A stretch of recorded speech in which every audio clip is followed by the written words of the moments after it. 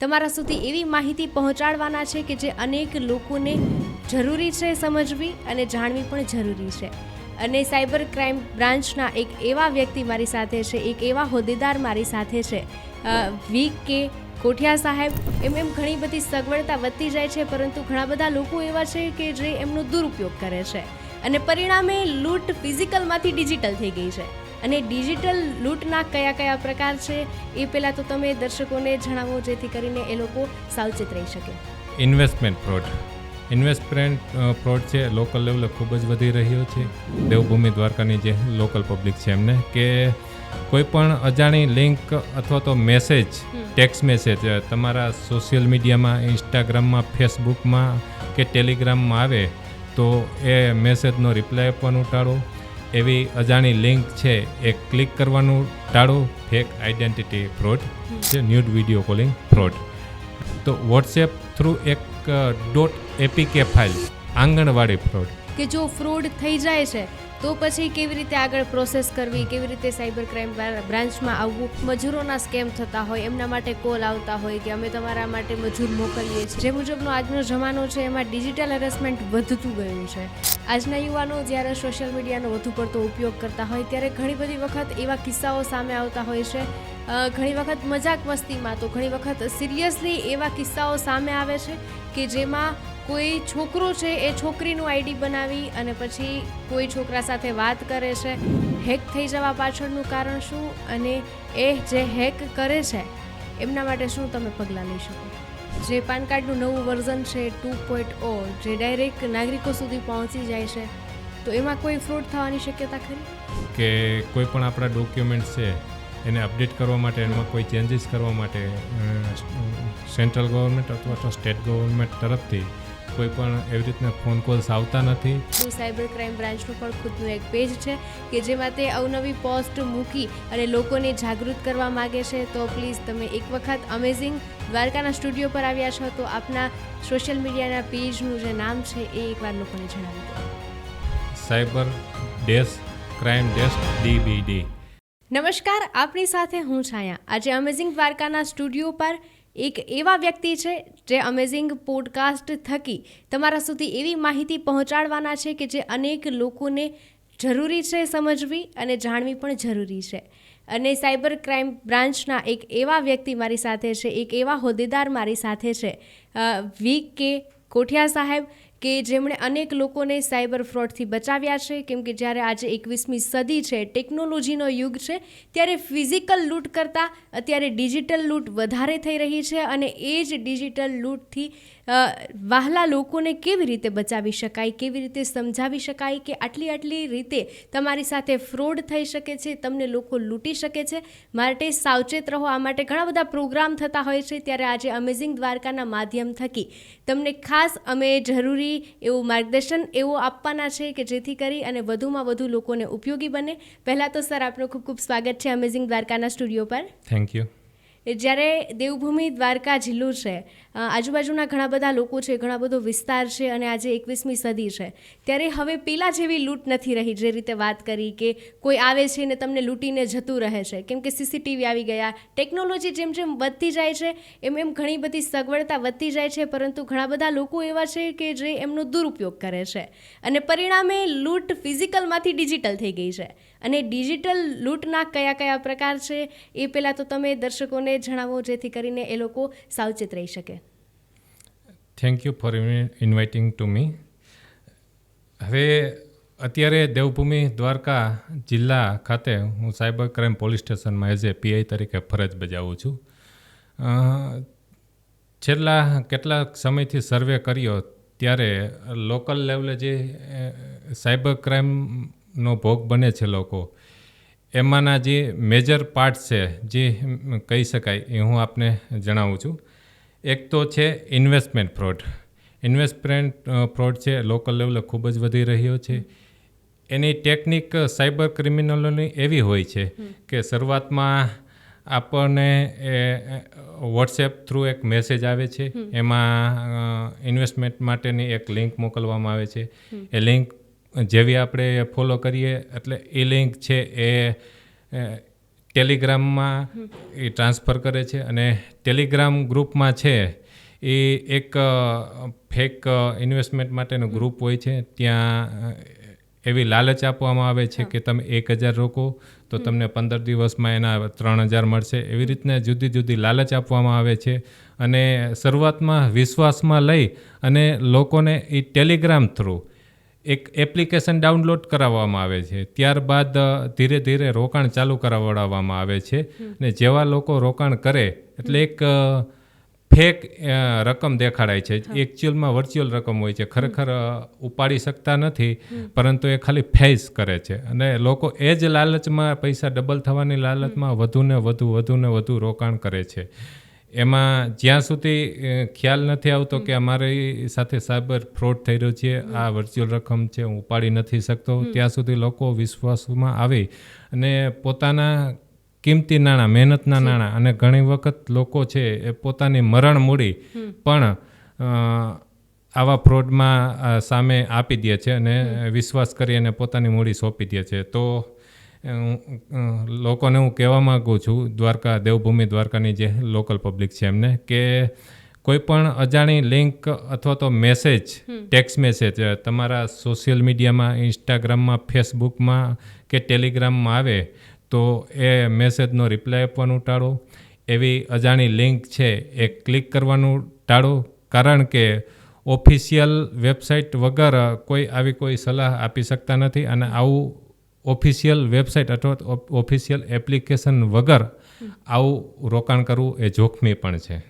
બીજો ફ્રોડ છે જે અમારા ધ્યાને આવ્યો છે, શોપિંગ ફ્રોડ છે. જે એ શોપિંગ ફ્રોડમાં એવું હોય છે કે ટેલિગ્રામ થ્રુ અથવા તો કોઈ બીજા માધ્યમ થ્રુ એડવર્ટાઇઝમેન્ટ આવે છે કે 100 વસ્તુ છે. માનો કે આપણે એક નવરાત્રિના સમય દરમિયાન અમારે એક ધ્યાન આવ્યો હતો કિસ્સો કે ચણિયા ચોળી, તમારે જે 5,000ની ચણિયા ચોળી છે એ માત્ર ને માત્ર 1,000માં મળશે. ને ઘણા બહેનોએ આવી લોભામણી જાહેરાતથી આકર્ષાઈ અને એમનો શોપિંગ માટે ઓર્ડર બુક કરાવેલો હતો, પરંતુ એકચ્યુઅલમાં એ ફેક વેબસાઇટ અથવા તો ફેક એપ્લિકેશન હતી.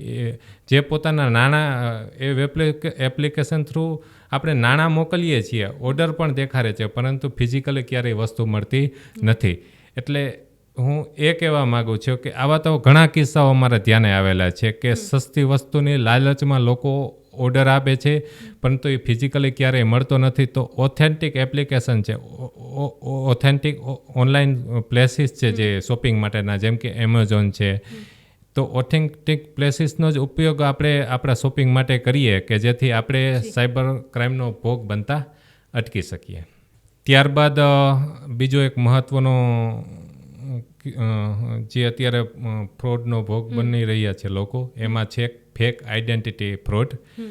જેમાં એવું હોય છે કે અચાનક જ કોઈકનો ફોન આવે અને હિન્દીમાં વાત કરે કે પહેચાના કોણ, મેં એ શર્મા जी बोल रहा हूँ, मैं वो बोल रहा हूँ. તો એવા કોમન નામો લે છે કે જિંદગીમાં ક્યાંક ને ક્યાંક આપણે એમની સાથે પરિચય થયો હોય છે, પરંતુ એક ટૂંકો પરિચય હોય છે. આપણે હાઈ હેલોનો ક્યારેક એવો વ્યવહાર કર્યો હોય છે. તો લોકો આવી રીતે પહેચાના કોણ એવી હિન્ટ આપી અને પોતાની વાત ચાલુ કરે છે હિન્દીમાં, અને પછી એવું કહે છે કે મારો દીકરો બીમાર છે, મારે આવી રીતના એક્સિડન્ટ થયેલું છે, અમારે આ કામ સબબ ઇમરજન્સી પૈસાની જરૂર છે, હું તમને આવી રીતના એક QR કોડ મોકલું છું, તમે સ્કેન કરી અને 5,000 મોકલાવી દો. તો આપણે વિશ્વાસમાં આવી અને માનવતાના ધોરણે આપણે આવી રીતના નાણાં મોકલી દઈએ છીએ, પરંતુ હકીકતમાં આ લોકો કોઈકને કોઈક કારણોસર આપણો ડેટા મેળવી અને આપણું ફેમિલી બેકગ્રાઉન્ડ અથવા તો બીજી કોઈ માહિતી મેળવી અને આવી રીતના નાણાં પડાવવાનું કાર્ય કરે છે. તો મારી લોકોને અપીલ છે કે જ્યારે પણ આવી રીતના કોઈ મેસેજ આવે અથવા તો કોલ આવે તો એક વખત વેરીફાઈ કરો. ઘણી વખત એવું થાય કે તમારો દીકરો આવી રીતના એક્સિડન્ટ થયું છે ને ઇન્સ્ટન્ટ એમને હોસ્પિટલાઇઝ કરેલ છે, તમે આટલા પૈસા ટ્રાન્સફર કરો ત્યારબાદ જ હોસ્પિટલાઇઝ થઈ શકશે. તો આપણે ખરાઈ કર્યા વગર અને ઉતાવળમાં આવી રીતે નાણાં ટ્રાન્સફર કરી દઈએ છીએ. પણ હું જનતાને કહેવા માગું છું, એક વખત કોઈ પણ બાબતને વેરીફાઈ કરો. ગમે એવી ગંભીર બાબત હોય તો પણ એમને વેરીફાઈ અને તપાસ કર્યા બાદ જ તમારે લોકો પર ભરોસો કરવો અને તમારા કિંમતી નાણાં એને ટ્રાન્સફર કરવા જોઈએ. એક બીજો એવો પણ ફ્રોડ છે કે લોન ફ્રોડ કે અમારા ધ્યાને આવેલ છે કે લોકોને પૈસાની ઇમરજન્સી જરૂરિયાત હોય કોઈ કારણોસર, કોઈકને ખેતીમાં રોકાણ કે કોઈકને ખેતીમાં કંઈક નવી વસ્તુ લેવી હોય, કોઈકને શિક્ષણ માટેની જરૂર હોય છે, ત્યારે લોન એપ્લિકેશન ફ્રોડ એક એવો ફ્રોડ છે કે સોશિયલ મીડિયામાં એવી રીતના જાહેરાત કરવામાં આવે છે કે કોઈ પણ KYC વગર અને વિધાઉટ એની ડોક્યુમેન્ટ્સ તમને આટલી લોન આપવામાં આવશે, પરંતુ તમારે એના માટે પ્રોસેસિંગ ફી આટલી ભરવી પડશે. પ્રોસેસિંગ ફીના બહાને એવું પછી લોકો નાણાં માગે છે. એક વખત એવા નાણાં આપી દઈએ, ત્યારબાદ બીજા કોઈ કારણોસર એ નાણાં માગે છે અને છેલ્લે એ લોકો આપણે ખ્યાલ આવે છે કે આવી રીતના મારે ફ્રોડ થઈ રહ્યું છે અને કોઈ આવી રીતના એકચ્યુઅલમાં પેલી બેંક નથી, માત્ર ને માત્ર એક કેમિયો છે, ત્યારે તો બહુ મોડું થઈ ગયું હોય છે અને આપણા કિંમતી નાણાં છે એમને આપી દઈએ છીએ. એટલે જ્યારે લોન લેવાની બાબત આવે ત્યારે હંમેશા બેંકે રૂબરૂ જઈ અને આપણે પૂછતાછ કરવી જોઈએ અને હંમેશા ફિઝિકલી ડોક્યુમેન્ટ જમા કરાવી ત્યારબાદ જ આપને લોન મળે છે. અથવા તો ઓનલાઈન જો લોનની માટેની જરૂરિયાત હોય તો ઓથેન્ટિક એપ્લિકેશન્સ છે જે બેંકોની, દરેક બેંકોની હોય છે, એ બેંકોના નોર્મ્સ મુજબ જ લોન્સ મળે છે. તો એવી બેંકોને ઓથેન્ટિક એપ્લિકેશન થ્રુ જ લોન માટે એપ્લાય કરવો જોઈએ. દેવભૂમિ દ્વારકા જિલ્લામાં બીજો એક ફ્રોડ ધ્યાનમાં આવેલ છે, ટાસ્ક ફ્રોડ, જેમાં એવું હોય છે કે ઘર બેઠા નાણાં કમાવો એવી જાહેરાતો ફેસબુકમાં આવે છે, સોશિયલ મીડિયાના દરેક માધ્યમમાં આવે છે.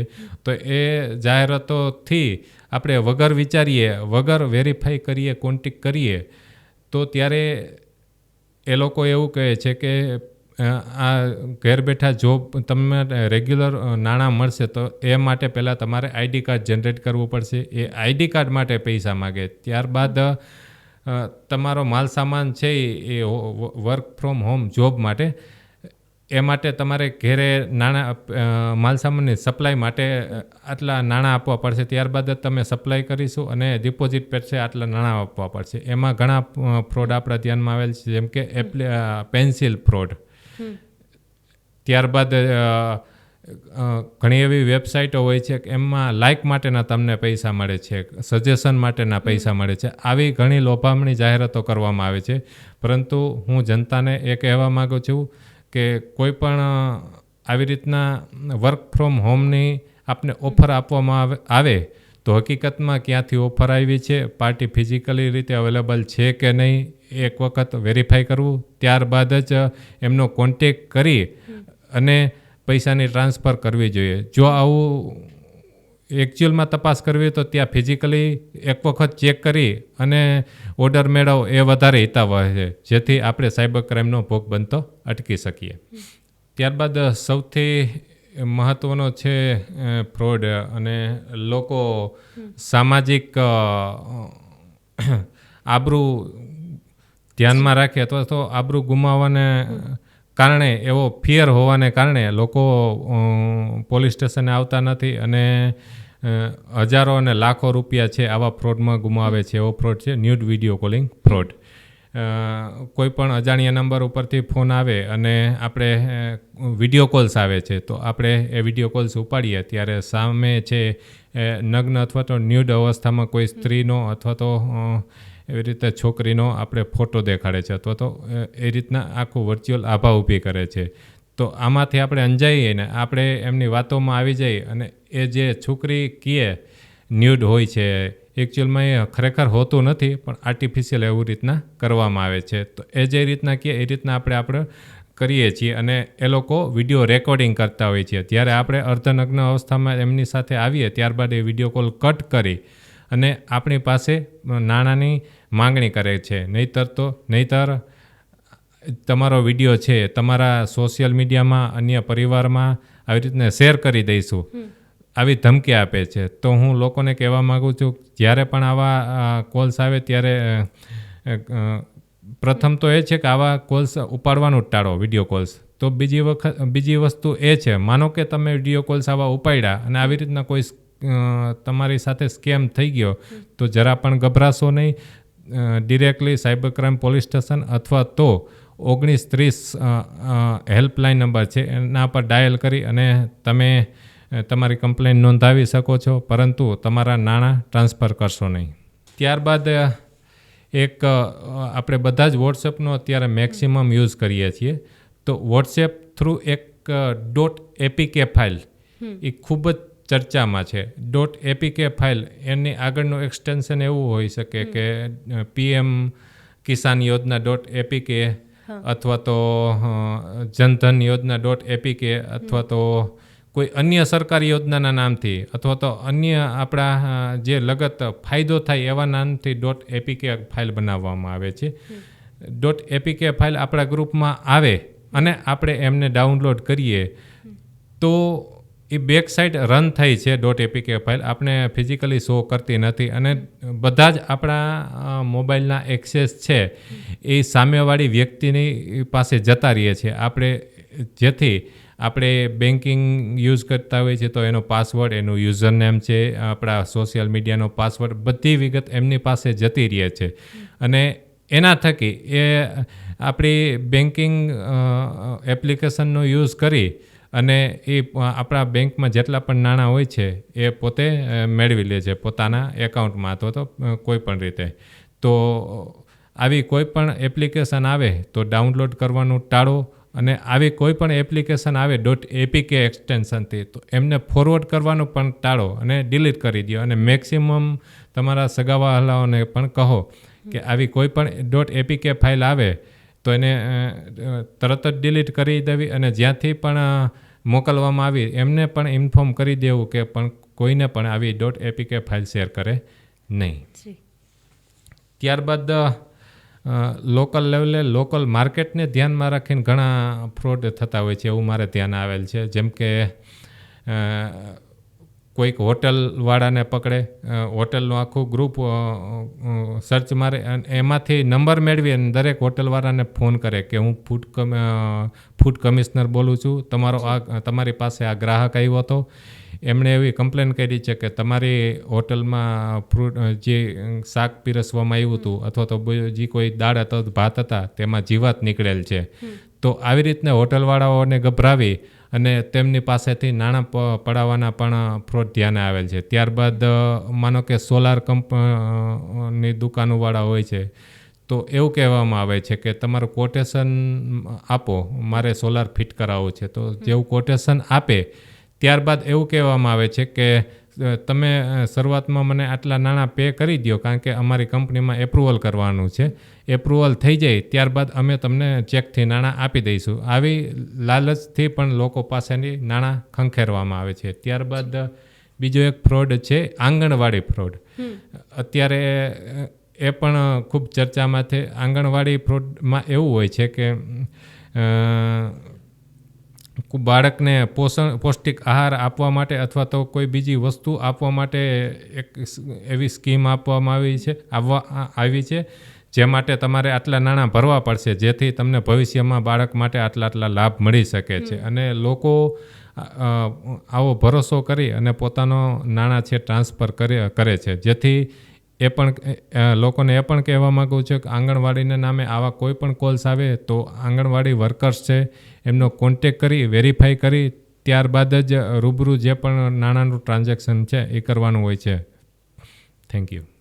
જી સર, આટલી જાતના ફ્રોડ હોય છે એ તો લોકો સુધી પહોંચી ગયું, પરંતુ બહુ ઓછા લોકો એ બાબત માટે જાગૃત હોય છે કે જો ફ્રોડ થઈ જાય છે તો પછી કેવી રીતે આગળ પ્રોસેસ કરવી, કેવી રીતે સાયબર ક્રાઇમ બ્રાન્ચમાં આવવું અને ઘણી બધી વખત તમે કીધું જેવી રીતે કે ન્યૂડ વિડીયો કોલ્સ આવતા હોય છે ને એમાં પોતાની આબરૂ, પોતાની ઇજ્જત એ બધું ગુમાવી બેસશે એવા ડરને કારણે અનેક લોકો એવા છે કે જેમણે હજારો લાખો રૂપિયા ટ્રાન્સફર કરી નાખ્યા હોય. તો એ લોકો માટે ખાસ શું સંદેશો છે કે કેવી રીતે વધુમાં વધુ લોકો છે જો ફ્રોડનો ભોગ બને છે તો સાયબર ક્રાઇમ બ્રાન્ચ સુધી પહોંચે? સાયબર ક્રાઇમનો ભોગ બને એના માટેનું પહેલું સ્ટેપ તો એ છે કે કોઈ પણ અજાણી લિંક ઉપર ક્લિક ન કરવું, અજાણી એપ્લિકેશન ક્યારેય ડાઉનલોડ ના કરવી, અજાણા મેસેજ આવે તો એમનો જવાબ આપવાનું હંમેશા ટાળવું. ત્યારબાદ સોશિયલ મીડિયા જેવી કે ફેસબુક, વોટ્સએપ, ઇન્સ્ટાગ્રામ, ટેલિગ્રામ વગેરેમાં જે લોભામણી જાહેરાતો આવે છે એ લોભામણી જાહેરાતોથી દૂર રહેવું. હંમેશા ઓથેન્ટિક વેબસાઇટ્સનો જ ઉપયોગ કરો, ઓથેન્ટિક એપ્લિકેશનનો ઉપયોગ કરવો. ત્યારબાદ કોઈ પણ નાણાકીય વ્યવહાર છે એ ઓથેન્ટિક વેબસાઇટ અને બેંક એપ્લિકેશન થ્રુ જ કરવું. ત્યાં અને ફિઝિકલી કોઈ પણ બનાવને વેરીફાઈ કર્યા વિના એમના પર ભરોસો કરવો નહીં. અને ઇન્વેસ્ટમેન્ટ ફ્રોડ અથવા જોબ ફ્રોડ છે એમાં ખાસ કહેવાનું એ છે કે કોઈ પણ જે ટિપ્સ કે આવી રીતના લોભામણી જાહેરાતો હોય છે હંમેશા પોન્જી સ્કીમ હોય છે. એ લોકોના લોટ ઓફ નાણાં ખખેરી અને પછી જતા રહે છે. તેથી તેને પકડવા પણ મુશ્કેલ હોય છે. એનું નેટવર્ક પણ બહુ મોટું હોય છે. જેથી આવી લોભામણી જાહેરાતોમાં જ પડવું નહીં. જો કોઈ પણ આવા સાયબર સ્કેમનો ક્રાઇમનો ભોગ બને તો લોકોને અપીલ કરું છું કે સર્વપ્રથમ તત્કાલિક 1930 જે હેલ્પલાઇન નંબર છે એમાં કોલ કરી અને પોતાની સઘળી વિગતો જણાવે, જેથી કરી અને સાયબર ક્રાઇમ જે લેવલે છે એ લેવલે એમને સ્ટોપ કરી શકાય. કારણ કે સાયબર ક્રાઇમ એક એવો ક્રાઇમ છે કે જેટલું ઝડપથી તમે તમારી કમ્પ્લેન નોંધાવશો એટલું ઝડપથી કાર્યવાહી થઈ શકશે અને એટલા ઝડપથી આપણે ક્રિમિનલ સુધી પહોંચી શકશું. અને ત્યારબાદ બીજી વસ્તુ એ છે કે નજીકના સાયબર ક્રાઇમ પોલીસ સ્ટેશનનો પણ સંપર્ક કરવો અને આસપાસ અથવા તમારા સગા સંબંધીઓ અને તમારા મિત્રોને પણ આવા કોઈ ફ્રોડ ધ્યાને આવેલા હોય અને તમે એક વખત સાયબર ક્રાઇમનો ભોગ બની ગયેલો હોય તો એ લોકો સાથે વાત તમારી શેર કરવી, જેથી વધુમાં વધુ લોકો સાથે આ વાત પહોંચે અને લોકોને જેવો પણ આવો ફોન કોલ્સ કે મેસેજ આવે તો એમના મનમાં સ્ટ્રાઇક થાય કે આ એક ફેક કોલ છે અથવા તો ફેક મેસેજ છે, જેથી એમાં એ પડે જ નહીં અને એનો જવાબ આપવાનું ટાળે અથવા તો એ ડિલીટ કરી નાખે. જી સર, જે રીતે અનેક જાતના ફ્રોડ છે કેવી રીતે બચી શકાય એ અનેક લોકો સુધી વાત પહોંચવાની છે. પરંતુ જ્યારે નાના નાના ગામડાઓની વાત હોય, નાનું સિટી હોય ત્યારે અનેક લોકો એમની સાથે જોડાયેલા હોય છે જેમને બહુ બેઝિક માહિતી આપણે પહેલે એકડે એકથી કહેવું પડતું હોય છે. એવી પરિસ્થિતિમાં સાયબર ક્રાઇમ બ્રાન્ચ છે એ જાગૃતિ લાવવા માટે શું પગલાં લેશે? ગ્રામ્ય લેવલ સુધી અમારી વાત પહોંચાડવા, સાયબર ક્રાઇમનો ભોગ બને એ બનતા અટકાવવા અમે અમારું ઇન્સ્ટાગ્રામ પેજ શરૂ કરેલ છે. ત્યારબાદ ફેસબુક પેજ પર પણ શરૂ કરેલ છે, જેમાં નિત નવા ફ્રોડ જે અમારે ધ્યાને આવે છે એમની એક પોસ્ટ બનાવી અને એમાં શેર કરીએ છીએ. એમના વિડીયો બનાવી એ પણ શેર કરીએ છીએ. અને જે પણ સાયબર ક્રાઇમ રિલેટેડ ગુનાઓ દાખલ થયા હોય એ ક્રિમિનલોને અમે પકડી અને એમની પ્રેસ નોટ પણ શેર કરતા હોય છે, જેથી લોકોમાં જાગૃતિ વધે. અને ગામડે ગામડે જઈ અમારા જે બીજા પોલીસ સ્ટેશનો છે જે બીજા તાલુકામાં આવેલા છે એ પોલીસ સ્ટેશનો થ્રુ અમે ઇન્સ્ટાગ્રામના ફોલોઅર્સ વધે અને લોકોમાં જાગૃતિ કરવાય એ માટેના અમે પ્રયત્નો કરીએ છીએ. ત્યારબાદ અઠવાડિયામાં 2 વખત અમે સ્કૂલ લેવલે, કોલેજ લેવલે, ત્યારબાદ ગ્રામ્ય લેવલે ગ્રામ પંચાયત હોય છે એમના પટ્ટાંગણમાં અથવા તો આંગણવાડીનો કોઈ પ્લેસીસ હોય છે, હોસ્પિટલ છે, રેલવે સ્ટેશન છે, આવા અલગ અલગ જે પબ્લિક પ્લેસીસ છે ત્યાં એવા પ્લેસ સિલેક્ટ કરી અને અમે અમારા સાયબર ક્રાઇમના સેમિનાર કરીએ છીએ, જેથી નવા ફ્રોડથી લોકોને અમે અવગત કરી શકીએ, જાગૃત કરી શકીએ અને લોકોને સાયબર ક્રાઇમનો ભોગ બનતા અટકાવી શકીએ. જી, જે રીતે સર તમે વાત કરી કે દેવભૂમિ દ્વારકા જિલ્લાના લોકો અવેર થાય, એ લોકો જાગૃત થાય અને ખરેખર સાયબર ક્રાઇમ ફ્રોડ છે શું એ સમજે, એમની અવેરનેસ આવે, એ માટે ઘણા બધા તમે એમની જાગૃતિ માટેના કાર્યક્રમો કરો છો.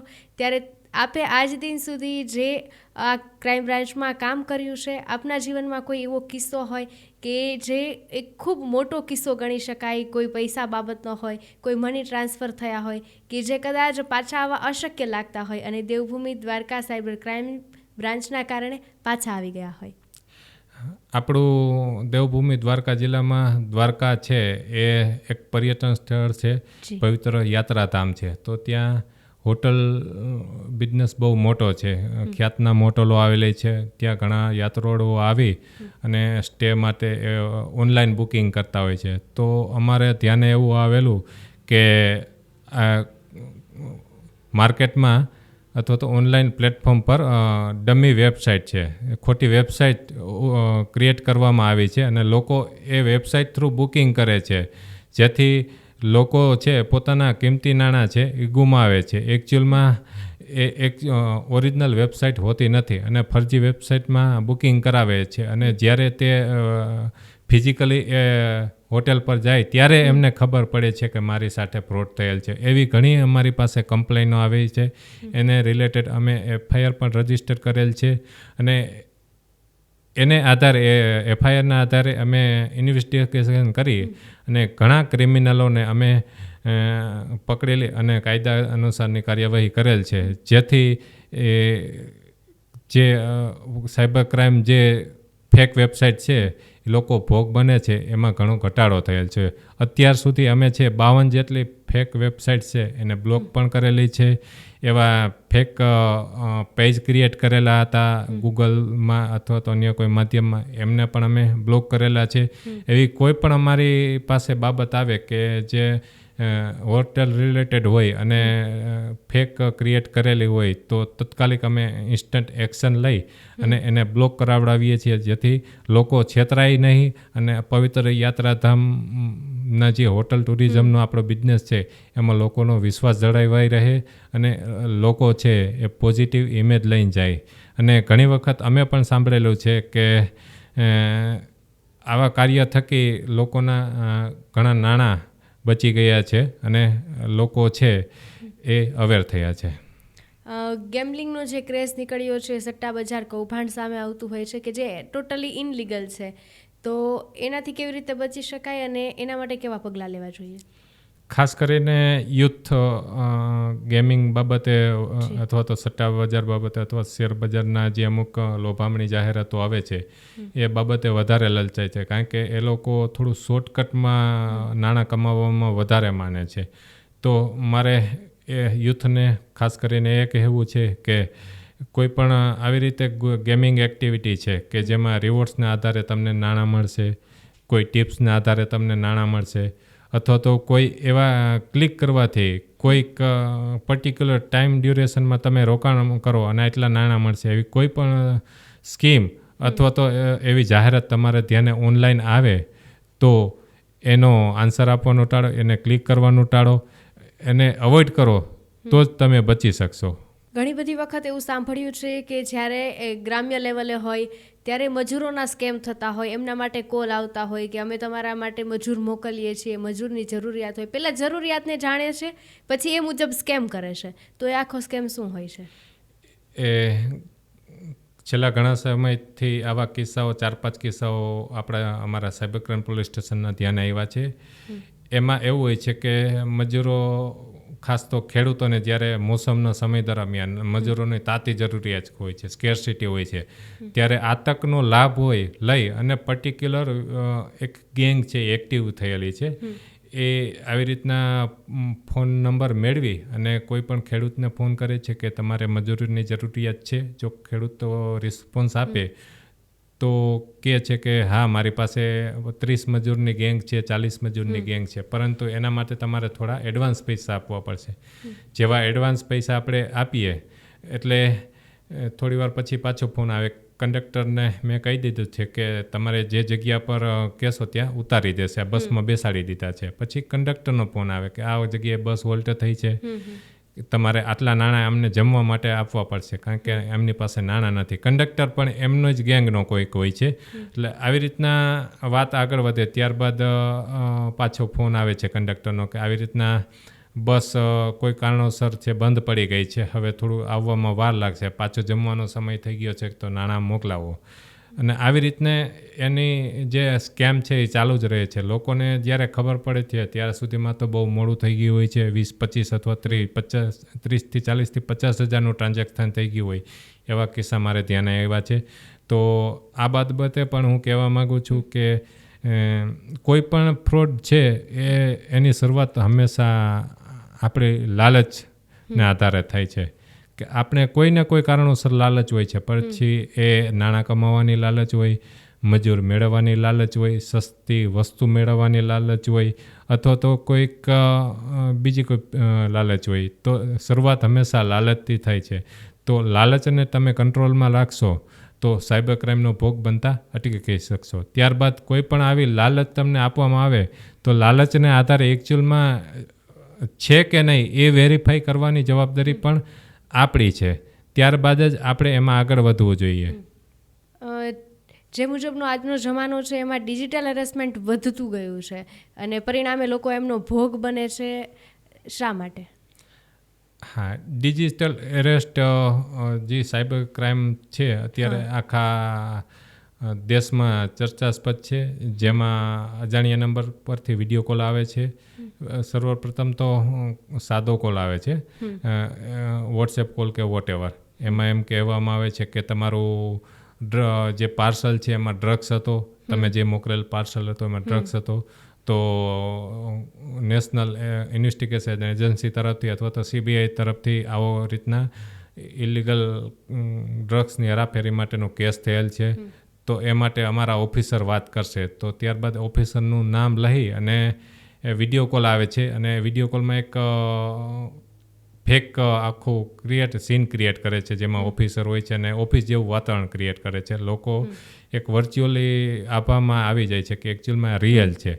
તો એના આધારે લોકો ડરી જાય છે, કારણ કે અત્યારે ઘણા સ્કેમ એવા છે કે માનો કે આવી રીતના ડ્રગ્સનું પાર્સલ આવ્યું છે, અથવા તો કોઈક બીજી કોઈ ઇલીગલ વસ્તુ તમારા પાર્સલમાં પકડાણી છે, અથવા તો તમે એવી રીતના નાણાકીય હેરાફેરી કરી છે કે તમારા એકાઉન્ટમાં 3 કરોડનું ટ્રાન્ઝેક્શન થયેલું, તમારા એકાઉન્ટમાં 4 કરોડનું ટ્રાન્ઝેક્શન થયેલું છે, તમારે ઉપર EDની રેડ આવે એમ છે. તો લોકો ગભરાઈ જાય છે. ડરનો લાભ લઈ અને સામેવાળા છે એ લોકો પાસેથી પૈસા પડાવે છે. તો હું લોકોને એ કહેવા માગું છે કે કોઈ પણ એજન્સી છે એ ક્યારેય વિડીયો કોલથી તમારી પૂછતાછ કરતી નથી, અને આવી રીતના કોઈ પણ વિડીયો કોલથી કોઈ પણ એજન્સી છે, તપાસ એજન્સી, એ ઇન્વેસ્ટિગેશન કરતી નથી. તો ક્યારેય આવા વિડીયો કોલ્સ આવે અને અથવા તો આવા સિમ્પલ કોલ્સ આવે તો ક્યારેય ગભરાવવું નહીં, એમનો જવાબ આપવાનું ટાળવું. ને જ્યારે પણ આવા કોલ્સ આવે ત્યારે તાત્કાલિક 1930 હેલ્પલાઇન નંબર ઉપર કોલ કરી અને તમારે સઘળી વિગત જણાવી દેવી, જેથી એવા જે ક્રિમિનલો છે એમની સામે આપણે કાયદેસરની કાર્યવાહી કરી શકીએ. જે રીતે આજના સમયમાં સગવડતા વધી છે ટેકનોલોજીને કારણે, એવી જ રીતે જો એમનો યોગ્ય પ્રમાણમાં બુદ્ધિ વાપરીને અને જાગૃત રહીને ઉપયોગ કરવામાં ન આવડે તો એ જ સગવડતા છે અગવડતામાં બદલી જાય છે અને પરિણામ એમનું ખૂબ જ ખરાબ આવે છે. પરિણામે લોકો હેરાન થતા હોય છે, એમની નુકસાની વેઠવાનો વારો આવે છે. પહેલાંના જમાનામાં કેશથી વ્યવહાર વધુ થતો હતો, જ્યારે આજના લોકોને કેશમાં રૂપિયા રાખવા નથી પસંદ. પરિણામે એ લોકો UPIનો યુઝ કરે છે, ક્રેડિટ કાર્ડનો યુઝ કરે છે, પરંતુ એમાં પણ ફ્રોડ વધી ગયા છે. તો એ માટે શું ધ્યાન રાખવું જોઈએ? હા, એમાં જનરલી ક્રેડિટ કાર્ડમાં એવા ફ્રોડ અમારે ધ્યાને આવેલા છે કે ક્રેડિટ કાર્ડની તમારે લિમિટ વધારવી છે, અથવા તો તહેવારના સમયના અનુસંધાને ક્રેડિટ કાર્ડમાં તમને આટલા રિવોર્ડ મળે એમ છે, આટલી બોનસ શોપિંગ તમે કરી શકશો, એમના કોઈ ચાર્જ નહીં લાગે. તો આવા લોભામણી જાહેરાતોથી માણસો આકર્ષાય અને સામેવાળા જે રીતના કહે એ રીતના પોતાની પર્સનલ જે બેન્કિંગ ઇન્ફોર્મેશન છે એ સામેવાળાને આપી દેતા હોય છે. પણ એકચ્યુઅલમાં ક્યારેય પણ આવી રીતના ક્રેડિટ કાર્ડની લિમિટ વધારવા માટેના, રિવોર્ડ્સ માટેના, બોનસ માટેના ફોન છે ઓનલાઈન આવતા નથી. એ હંમેશા ઓથેન્ટિક બેંક એજન્ટનો કોન્ટેક્ટ કરીને જ એ રીતના કરી શકાય છે, અને એ પણ ફિઝિકલી. તો આવી રીતના ક્યારેય ક્રેડિટ કાર્ડની લિમિટ વધારવા માટેના અથવા તો કોઈ KYC ઓનલાઈન કરાવવા માટેના આવી રીતના ફોન આવે તો ત્યારે આવી વાતોમાં આવી જાય ને ક્યારેય પણ આપણે આપણી બેંક ઇન્ફોર્મેશન છે એ ક્યારેય શેર ના કરવી જોઈએ. આજના યુવાનો જ્યારે સોશિયલ મીડિયાનો વધુ પડતો ઉપયોગ કરતા હોય ત્યારે ઘણી બધી વખત એવા કિસ્સાઓ સામે આવતા હોય છે. ઘણી વખત મજાક મસ્તીમાં તો ઘણી વખત સિરિયસલી એવા કિસ્સાઓ સામે આવે છે કે જેમાં કોઈ છોકરો છે એ છોકરીનું આઈડી બનાવી અને પછી કોઈ છોકરા સાથે વાત કરે છે અને પરિણામે સામે જે છોકરો હોય છે એમને એવું જ લાગે છે કે હું કોઈ છોકરી સાથે વાત કરી રહ્યો છું. પરિણામે વાત જ્યારે આગળ વધે છે બંનેની, એકબીજાની ફોટાની લેવડ દેવડ થાય છે.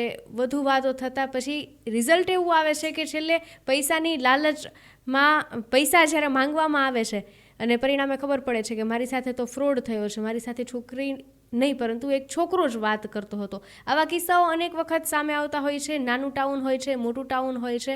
અનેક છોકરાઓના જીવનમાં કદાચ આવા કિસ્સા ક્યાંક ને ક્યાંક તો રિલેટ થતા હશે. હા, સોશિયલ નેટવર્કિંગ સાઇટ્સ જેવી કે વોટ્સએપ છે, ઇન્સ્ટાગ્રામ છે, ફેસબુક છે, એ લોકો મેક્સિમમ યુઝ કરે છે. ખાસ કરીને યંગ બ્લડ અને જે કોલેજિયન છે, જે અથવા તો જે 10મું 12મું ભણે છે, અથવા તો હવે તો મને કે 8-9 વર્ષથી જ સોશિયલ નેટવર્કિંગ સાઇટ છે મેક્સિમમ યુઝ થાય છે, લોકો યુઝ કરે છે. તો એમાં એવું છે કે જેટલી ભારતમાં છોકરીઓ છે એનાથી 3 થી 4 ગણી જે આઈડી જનરેટ થાય છે. તો એનો મતલબ સીધો અને સચોટ છે કે ક્યાંક ને ક્યાંક આપણે ફેક એવી આઈડી જનરેટ થાય છે. માનો કે એક આઈડી જ સાચી હોય તો સામે 3 થી 4 ફેક આઈડી જનરેટ થયેલી હોય છે. તો યુવાનોને હું કહેવા માગું છે કે હંમેશા કોઈ પણ તમે ઇન્સ્ટાગ્રામ અથવા તો ફેસબુક અથવા તો વોટ્સએપમાં તમે શેરિંગ કે ચેટિંગ કરતા હોય ત્યારે સામેવાળી વ્યક્તિ એ તમારી જાણીતી છે કે નહીં એ પહેલાં વેરીફાઈ કરો. એમને ફેસબુક પ્રોફાઇલ અથવા તો જે પ્રોફાઇલ છે એ ચેક કરો. વેરીફાઈ કરી ત્યારબાદ એ એકચ્યુઅલમાં તમે જેની સાથે વાત કરો છો, જે કન્વર્ઝેશન કરો છો, સામેવાળી વ્યક્તિએ જે ઓળખ આપી છે એ ઓળખ પ્રસ્થાપિત થાય અથવા તો જે ઓળખ આપી છે એ જ વ્યક્તિ છે કે નહીં એ એક વખત વેરીફાઈ કરી ત્યારબાદ જ તમે એમને રિપ્લાય આપવાનું ટાળો. અને ખાસ મહિલાઓ અને દીકરીઓને સલાહ છે કે કોઈ પણ અજાણી ફ્રેન્ડ રિક્વેસ્ટ આપવાનું ટાળો, કોઈ પણ અજાણી ફ્રેન્ડ રિક્વેસ્ટ સ્વીકારવાનું ટાળો, અને કોઈ પણ અજાણી આવી ફ્રેન્ડ રિક્વેસ્ટ આવે ત્યારે એમના જવાબ આપવાનું ટાળો, જેથી તમે સેફ રહી શકશો. અને આવી રીતના ફેક એકાઉન્ટથી જે પણ બોಯ್સ લલચાય છે એમને પણ સલાહ છે કે એક વખત પ્રોફાઇલ વેરીફાઈ કરી પરિચિત હોય ત્યારબાદ જ ઇન્ટરેક્શન માટે આગળ વધો. અને નાણાકીય વ્યવહાર માટે કોઈ પણ આવી રીતના ફેક વેબસાઇટ અથવા તો ફેક પ્રોફાઇલ તો તમને સ્કેમ થ્રુ લલચાવવાના અથવા તો સકંજામાં નાખવાના પ્રયત્ન કરવામાં આવે તો તાત્કાલિક 1930 ડાયલ હેલ્પલાઇન નંબર ઉપર કોન્ટેક્ટ કરી અને એ ફરજી વેબસાઇટ અથવા ફરજી પ્રોફાઇલની ઇન્ફોર્મેશન એમને આપી દો, જેથી સાયબર ક્રાઇમનો ભોગ બનતો અટકાવી શકાય. અને ત્યારબાદ આપણે જે છે માનસિક અને જે ફિનાન્શિયલ જે આપણે નુકસાની વહેવરવી પડે એ ના વહેવરવી પડે. ઘણી બધી વખત એવું થતું હોય, ઘણા બધા સોશિયલ મીડિયાના અકાઉન્ટ છે એ પબ્લિકમાં હોય છે અને ક્યારેક ને ક્યારેક એમનું અકાઉન્ટ હેક થઈ ગયું હોય એવું લાગે, કોઈ બીજું કોઈ કંટ્રોલ કરી રહ્યું છે એવું લાગે. હેક થઈ જવા પાછળનું કારણ શું, અને એ જે હેક કરે છે એમના માટે શું તમે પગલાં લઈ શકો? મેં અગાઉ વાત કરી એ પ્રમાણે ફેસબુક અથવા તો ઇન્સ્ટાગ્રામમાં કોઈ એવી લિંકમાં, અજાણી લિંકમાં આપણે ક્લિક કરી દઈએ જે એકચ્યુઅલમાં આપણે કોઈ કામની નથી હોતી, એમાં ક્લિક કરી દઈએ અને એના થ્રુ સામેવાળી વ્યક્તિના હાથમાં આપણા એક્સેસ જતા રહીએ છીએ અને એ એક્સેસ જતા રહી એના આધારે આપણું સોશિયલ મીડિયા એકાઉન્ટ હેક થઈ છે. ત્યારબાદ વોટ્સએપની વાત કરીએ, ખાસ તો વોટ્સએપના ઘણા કિસ્સા ધ્યાન આવેલ છે. તો .apk ફાઇલ છે. .apk ફાઇલ કોઈના કોઈ એક્સટેન્શન તે આપણી સાથે શેર થયેલી હોય છે. આગળ કોઈક બીજું નામ હોય છે અને પાછળ .apk લખેલું હોય છે. તો એવી ફાઇલ આપણે ડાઉનલોડ કરીએ તો સઘળા એક્સેસ છે આપણે સામે ચાલીને સામેવાળી વ્યક્તિને આપી દઈએ છીએ. અને ત્યારબાદ સામેવાળી વ્યક્તિ છે આપણા બધા ફોલોઅર્સ જોઈ શકે છે. આપણા વોટ્સએપ છે એ વોટ્સએપના કોન્ટેક્ટ નંબર મેળવી અને એ કોન્ટેક્ટ નંબર પર પણ આપણી એપીકે ફાઇલ શેર કરે છે. એટલે આવી .apk ફાઇલ ડાઉનલોડ કરવાનો રેશિયો વધતો જાય છે, જેથી સામેવાળાના હાથમાં દરેક ઇન્ફોર્મેશન જતી રહે છે. આપણું ફેસબુક અથવા તો વોટ્સએપ એકાઉન્ટ હેક કરી લે છે અને એના આધારે એ પોતાનો આર્થિક લાભ મેળવે છે. તો હું લોકોને અપીલ કરું છું કે આવી કોઈ પણ .apk ફાઇલ આવે તો ડાઉનલોડ કરવી નહીં. કોઈ પણ અજાણી લિંક આવે તો એમને ક્લિક કરી અને આગળ વધવું નહીં. અને કોઈ પણ એવા અજાણ્યા મેસેજ, ટેક્સ્ટ મેસેજ આવે તો એમાં ક્લિક કરી અને આગળ વધવું નહીં, જેથી આપણે સાયબર સેફ રહી શકીએ. જે પાન કાર્ડનું નવું વર્ઝન છે 2.0, જે ડાયરેક્ટ નાગરિકો સુધી પહોંચી જાય છે, તો એમાં કોઈ ફ્રોડ થવાની શક્યતા ખરી? હા, સેન્ટ્રલ ગવર્મેન્ટ અથવા તો સ્ટેટ ગવર્મેન્ટ કોઈ પણ આઈડેન્ટિટી અથવા તો કોઈ એવા ડોક્યુમેન્ટ માટે અપડેટ માટે અથવા તો બીજી કોઈ પ્રોસેસ માટે જ્યારે એમની જાહેરાત કરતી હોય છે ત્યારે આવા ફ્રોડ થતા હોય છે. હાલમાં જ પાન કાર્ડનું નવું વર્ઝન આવ્યું છે, તો એ માટે સામેથી કોલ આવે છે કે તમારે આવી રીતના તમારું પાન કાર્ડ છે એમને અપડેટ કરવું હોય તો આટલી ઇન્ફોર્મેશન આપો. તો લોકોને હું કહેવા માગું છું કે કોઈ પણ આપણા ડોક્યુમેન્ટ્સ છે એને અપડેટ કરવા માટે, એમાં કોઈ ચેન્જીસ કરવા માટે સેન્ટ્રલ ગવર્મેન્ટ અથવા તો સ્ટેટ ગવર્મેન્ટ તરફથી કોઈ પણ એવી રીતના ફોન કોલ્સ આવતા નથી. તમારે આવી રીતે કોઈ પણ ચેન્જીસ કરવા હોય તમારા ડોક્યુમેન્ટ્સમાં તો એની ઓથેન્ટિક વેબસાઇટ થ્રુ અથવા તો જે સંલગ્ન સિવિલ કચેરીઓ છે ત્યાં ફિઝિકલી જઈને ત્યારબાદ એમની પાસે ઇન્ફોર્મેશન આપીને ત્યારબાદ જ અપડેટ થઈ શકે છે. તો આવા અજાણ્યા કોઈ પણ ફોન કોલ્સ આવે, જેમ કે પાન કાર્ડ અપડેટ કરવું છે અથવા તો નવું પાન કાર્ડ છે તમારા ઘેર મોકલવા માટે તમારું એડ્રેસ આપો, આટલા નાણાં કુરિયરને આપવા પડશે, અથવા તો આધાર કાર્ડ કે ચૂંટણી કાર્ડ એ અપડેટ કરવું છે. તો આવા અજાણ્યા નંબર ઉપરથી કોઈ પણ ફોન કોલ્સ આવે તો મારી લોકોને અપીલ છે કે આવા ફોન કોલ્સનો જવાબ આપવાનું ટાળો. કોઈ પણ પર્સનલ ઇન્ફોર્મેશન છે એ શેર કરો નહીં. દેવભૂમિ દ્વારકા જિલ્લામાં સાયબર ક્રાઇમ અવેરનેસ માટે અમે વિવિધ પ્લેટફોર્મ થકી લોકોને મેસેજ પહોંચાડીએ છીએ.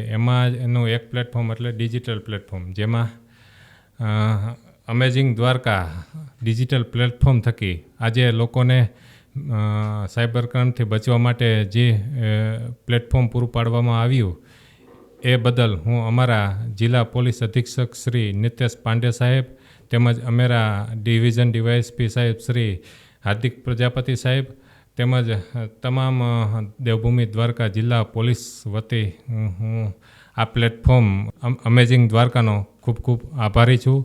Thank you. જ્યારે આવા કોઈ સાયબર ફ્રોડ થતા હોય છે ત્યારે એમની ઇન્ફોર્મેશન અમેઝિંગ દ્વારકા